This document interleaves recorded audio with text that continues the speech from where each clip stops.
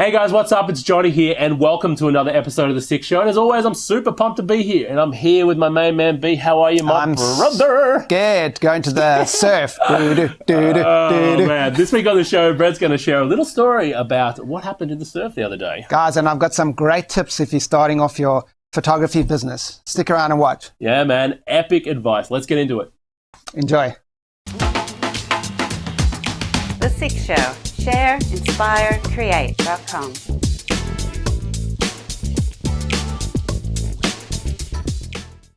Share.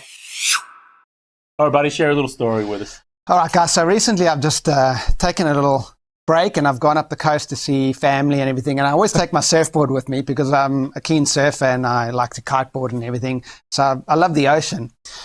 But there's been a little bit of activity when it comes to sharks lately. Oh, man, but how about what happened to Mick? Mick Fanning in South Africa. Yeah, at J Bay. And you know what else? It happened again not long after. I'm not sure of the location, but 2 times in within days, I think, which is scary. So we're all very aware of the sharks in the water. And here in Australia, there's some big great whites. Great whites. Some big ones. And so I went and I surfed at this really great spot, but I'm starting to see shadows below me when I'm paddling, and it's just like my mind's starting to play tricks on me. When you're paranoid, that's the worst. Yeah, but anyway, I go to this really great break up the coast. It's called Lennox Head. It's one of the top point breaks here in Australia. And I get there, and it's normally packed. There's normally at least 50 surfers on the break. Yeah. And I get there, and I look out, and there's I see 2 people. I'm like, wow, I'm out awesome. there, yo. 2 people only. I'm out there, grab my board and everything. I pull into the parking lot, and all these surfers are there, and they're packing all their boards away. And I'm like, what's going on? And they're like, oh, we got chased out the water by a 4-meter great white. Now, 4 meters, how many feet is that? Well, that's twice the size of Johnny, man. So that's a big great white, man. Yeah. So that's 4, 8, 12, 16, 3, 6, 9 is about 20, 18 feet? I don't know. I don't know, man. We don't know feet. Yeah. It's twice the size of Johnny, man. It's big. It's a big great white. And it got spotted by a helicopter, and then the surf life-saving guys came out in a rubber duck. I reckon a 4-meter great white would have a fin about that big. So, almost out of shot. Yeah. It's a big, and the thing would be that round. Yeah. It's a monster. It would take Johnny. It'd take half of Johnny in one bite. Yeah. And twice the length of Johnny. So I'll put the picture in here that I took with my phone. Yeah, good. Just to show you how beautiful a day it was. It's winter here, but it's just a lovely day, and the water's quite warm. 2 people out there, 1 girl and 1 guy. And I go down to the rocks to have a look at it, and there's a surfer there. He says, I'm waiting for this girl to come in. She said 1 more wave, and he's a bit agitated, waiting for her to come in. And then I see her catches the wave, jumps off, paddles back out. Oh. Another 10 minutes later, she catches another wave, paddles back out. And I said, dude, she's not coming in. He's like, maybe I should have forced her to come in. Oh, crazy, but guys, dangerous when there's a known great white out there, spotted by a helicopter. Surf Lifesaving come out with a rubber duck, motorized rubber duck to tell everyone to get out the water, and 2 people still stay in. Crazy, man. Hey, I've got a thing how this can relate to photography, particularly landscape photography. We always want to get that little bit further, that little bit closer. And, man, I'll tell you what, putting your life at risk for your photography is just not worth it, man. I mean, I've had a couple of epic tripod fails, down to I've been able to save my tripod, luckily, but taking my camera off and my tripod's gone into a little creek, and I've had to chase it down river. There's a couple of times that's happened to me, man, out and about. And it's never worth it, man, if it's too slippery or it's too dangerous. And particularly if you're out there by yourself, man, just don't push it. It's not worth it, man. It's not worth getting hurt for your craft. Yeah, it definitely isn't, man. Yeah. So, cool story, bro. Good. Awesome. Inspire. All right, guys. So I'm going to inspire you with the story.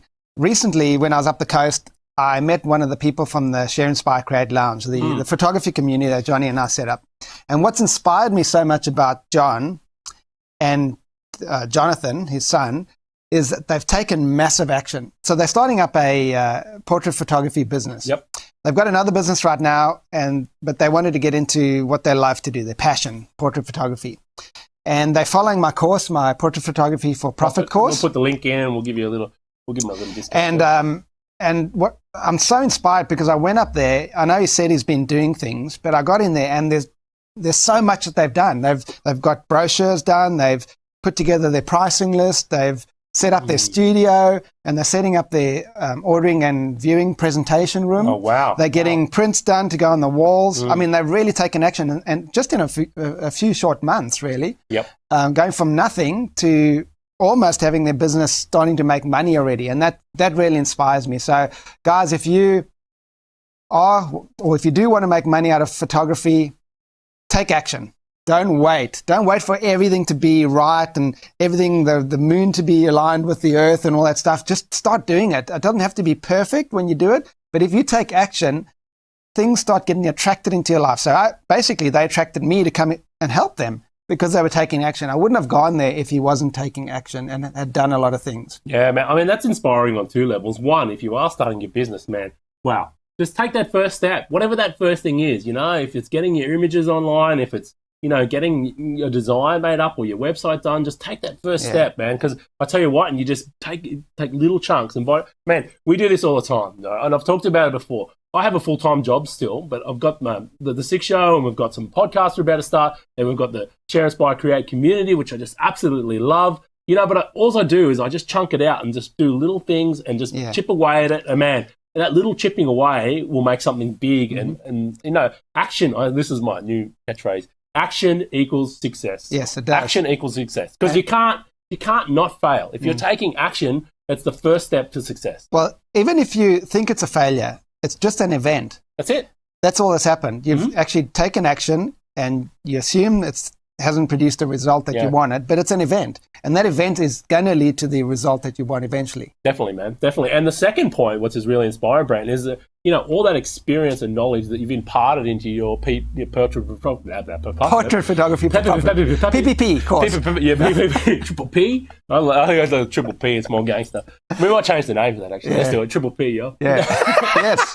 Anyway, it's the fact that someone has brought that course and is implementing all that stuff that you've done and all that knowledge that you've imparted, man, that is inspiring for me because that is my whole goal about doing all this stuff online for you guys is to help other photographers master their craft. And I keep saying it, man. And I've got hairs on the back of my neck standing up now because, man, yesterday we just finished our July assignment critique. July. Yeah. I forgot what month it was. Last month. Yeah.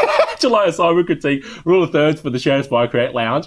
And we put the video up and, man, all the comments, the positive feedback. Yeah. And that's what drives me to keep pushing myself to help more and more people, man. And I think that's a classic example. Being able to go there and face-to-face with John and help him out and see that he's taken action from something that you've experienced and produced. Man, there is nothing more inspiring from that. And I think you would get that exact same feeling by, if you were a portrait photographer, shooting portraits for a client, having them come and paying you, and seeing their faces when they see their final prints and delivering. I bet you got similar feelings when you did that the first time, man. And one thing, tip for you guys that I can give you, and when I was talking to John, it's not about the equipment, it's not about the lighting, it's not about the photography, it's about the feeling that the people have when you're photographing them.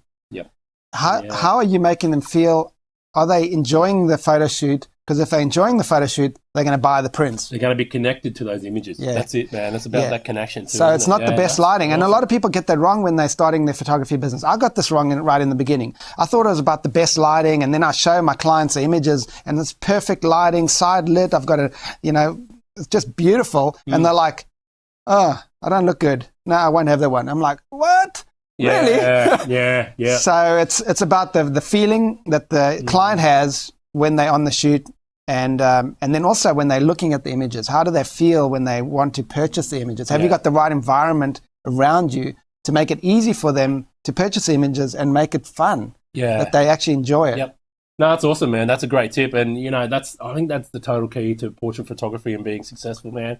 Is just making people connect to those images when you show them, and man, it's just so powerful. It's just such a powerful, man, we're so lucky as photographers. It's just such a powerful medium. And man, like those images, dude, they're going to have them on their wall for years, and it's going to change people's lives, man, because they get to see when those kids were that small, or they get to see their grandparents who may not be there anymore. And man, the power of creating an image and giving it to someone to hang on their wall, man. It's the best thing. It's priceless, bro. And I'm already missing it. I don't know if you guys noticed. I don't know if we even said it, but I've just sold my portrait photography business, and I've got the Jeff's taken it over, and it's great. And I've been teaching him how to do it. So that also, leads into me giving more time and focusing on actually teaching you guys to succeed. So I'm giving back. But if you think about it, so 11 years ago, because I just transferred the domain names. 11 years ago, I started that business.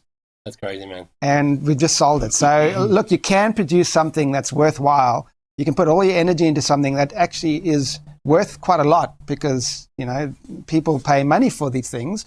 If you set it up right and you actually service a lot of people, and you create a worthwhile product and a worthwhile service for your clients. And yeah, man, it's an amazing story, man, and so inspirational, buddy. Yeah, thanks, dude. Awesome. Create. All right, buddy, tell me what's been going on in your life, because I know you've got a great tip here. Yeah, so guys, if you like us and you're creative type people and you're creating things, sometimes you can get a lot of distractions in your life. A lot of things are happening around you to stop you from creating, or it's not the right environment for you to create. So what I do is I use something called a positive constraint. And that means that you constrain yourself in a positive way. So what I do is I actually go away. I leave my home and my studio, and I go away to a little cabin on the coast somewhere.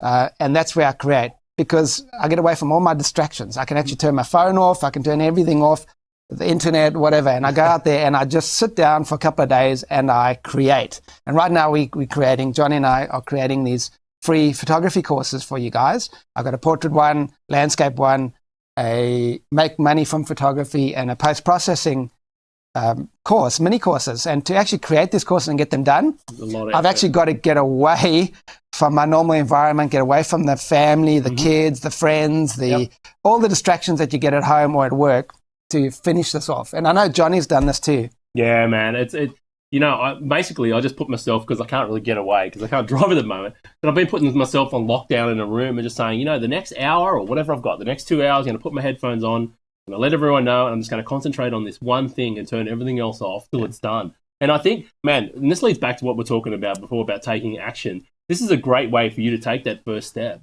Just set aside that hour or whatever it is, and don't set your goals like over the moon. I'm going to have my website up in 2 days and this and that and that. Just take one little part and set aside, it might be a half an hour task. Set yourself aside an hour by the time you get prepared, and just get that one thing done. And you know what? Achieving that one thing with positive constraint, where you've set that goal, that will push you to do the next thing. There's no doubt about it. It will push you, absolutely encourage you to get that next step done, and you set the next goal. Don't go setting 20 goals and over the next 5 weeks. Just find that one thing that you can do today, and put a date on it, put a time on it, and get it done by that time. A deadline. So also the one thing, that's a really great concept, Johnny. So doing one thing a day or one thing a week in your business, if you're looking at the photography business, one thing a week is a good goal to go for. Don't try and do too much. So you may get overwhelmed when you look at all the things that you have to do to get your photography business going. And then you don't do anything. But if you do one thing a week, in a year's time, you've done 52 things. That's it. And you just start building on it, and eventually you get there. You have to. Yeah, that's it. You can't not succeed. Action equals success, man. So positive constraint, and positive constraint may be a holiday you're going on. I don't know, someone's got that example. It could be a trip that you've got planned in a few weeks' time, and you want to get these things done. It could be anything, man. It could be you just set your goal based on something that's going to force you to complete that one thing, and man, dude, doors are going to open, you're going to get a roll on, and nothing is going to just mate. Nothing can stop you. You just can't stop. So that's it, guys. So let's wrap this up, this show, right? So we've talked about the sharks. Oh yeah, man, sharks, and not putting your life in danger for your photography. Yeah, don't do that. I've talked about John and going up and seeing him and taking massive action. Yep. And I'm super impressed. And when you take massive action, people around you get attracted to you that actually want you to succeed. Yep. And then also the one thing and positive constraints. If you find that you're in a place where you're battling to create, or you're not getting done what you need to get done, get out of your environment go somewhere else, and then create. Yeah, and not only that, it's actually a great way to learn photography too, you know. If you've got one thing you've been struggling with, set aside that hour or hour and a half to go and either research it or go into the field or whatever your genre of photography is, and just go and practice that one thing. You know, it relates not only to the business, but, you know, learning photography, man. I mean, I know when I just could not put my camera down, man. I would dedicate an hour around sunset every day after work when I had time and just go out and spend that time and capture and play with my camera until I nailed it, man, you know? And that's the other thing that's great about learning photography, man. You just take that next step. You don't worry about the whole big picture and all the camera settings and this genre and that genre. Just pick the one thing you want to master, whether it be something in post-production or something in camera skills in the field or whatever, and just pick that one thing and just keep trying it and set aside that time every week just to do that one thing until you nail it and then move on to the next one. Because, I mean, I tell you what, Brad, learning photography, man, I'm still learning today. You just never stop learning. There's always something new or there's always something that you didn't know and it's actually fun to learn. I love learning. If I stop learning, it's like I'm bored. Yeah, you know, I want to learn new stuff. That's it. So, yeah, take that same concept and apply it to learning photography, man. Yeah. Another epic show, bro. Thanks for sharing all that, man. It's inspirational, guys. And if you love us talking about the business of photography and you want to hear more, we'd love to hear your feedback about that. I mean, we want to give you guys some more tips. Brant's got more time now with his studio sold, and man, we're passionate. I don't know. Yeah, well, you know, feels like it. Yeah, you know what I mean. More time to spend helping you guys. More focus, online. I think. Yeah, more focus. I think it's more focus than time nowadays for us creative people. You know, you've only got so much focus in the day. Yeah, you got a lot of time. We got the same time as everyone else, but it's more focus. I've got more time, man. I can stop time. I just go. Okay. There we go. Back. Yeah, good. Back. Awesome. So, yeah, guys, and also, you know, I'm starting a podcast. Maybe it's out by the time this Sick Show goes out. Yep. You know, it's the business of photography. I'm going to be interviewing a bunch of successful photography business owners and find out, you know, their secrets, how they do it. It's exciting, man. I can't wait to hear that. It's going to be awesome, bro. All right, guys, it's been another epic show. And if you got any feedback for me, hit me up on Twitter. Just toot me. Yeah. iJohny, IJOHNY. I love to get it there. Unfortunately, my email inbox gets smashed, so Twitter seems to be the best way for me these days. And, of course, leave us some feedback below the show. Head over to iTunes. Give us a 5-star if you love what we're doing. And don't forget to share this show, to share the photography love. Yeah. And we'll see you next week. Awesome, guys. If you want to talk to me, just jump into the Share, Inspire, Create Lounge. I'm in there every day chatting to everyone. Good, man. See you next week. Take care. Bye. To find out more, go to shareinspirecreate.com. Clap coming up. Hold hands, bro. Yeah. I haven't been using the dinger much, man. No, you haven't. We need to ding more often, bro. Ding. Yeah. There it is. There we go. Welcome to another episode of The Sick Show. That's terrible. Start again. That's a wrap.